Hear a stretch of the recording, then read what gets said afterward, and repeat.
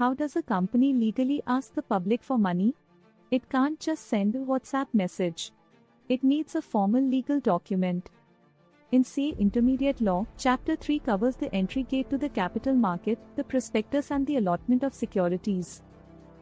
Section 270 defines a prospectus as any document inviting offers from the public. However, not all prospectuses are the same. There are several types. The shelf prospectus.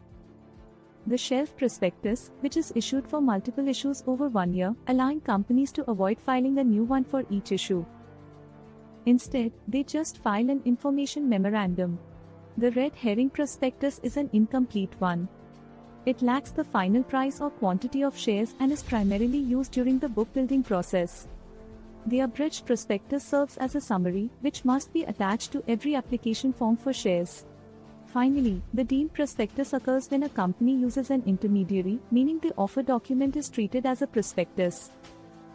Once the public applies, you can't just keep the money, you must meet 2 strict conditions for a valid allotment. The first is minimum subscription, usually 90% of the issue. If this threshold isn't met within 30 days, you must return all money within the next 15 days. The second condition is that application money must be at least 5% of the nominal value, although SEBI may require a higher percentage. Additionally, the return of allotment is documented through Form PA3, which must be filed within 30 days of allotment. Now, what if you don't want the whole world's money? Section 42 addresses private placement, which allows companies to offer securities to a select group of people, with a maximum of 200 in a year. Key rules include that no cash payments are allowed, all payments must be made through a bank. Furthermore, public advertisements are prohibited, and the company must file the offer letter, PA 4, and keep a record of the people involved, PA 5.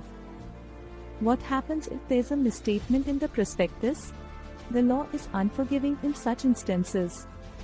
There are 2 types of consequences: criminal liability under Section 34, which comes into play if there's intent to defraud. This could lead to jail time and heavy fines under Section 447. The second is civil liability under Section 35, holding directors and promoters accountable to compensate every investor who incurred a loss due to the misrepresentation.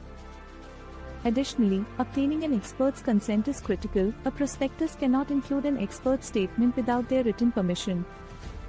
As we conclude this overview, it's essential to remember key timelines for exam success. You have 30 days for subscription, 15 days for refunds, and again 30 days for filing Part 3. Master the differences between Section 31 and Section 32 to set yourself up for success in your CA Inter Law paper. Like, subscribe, share,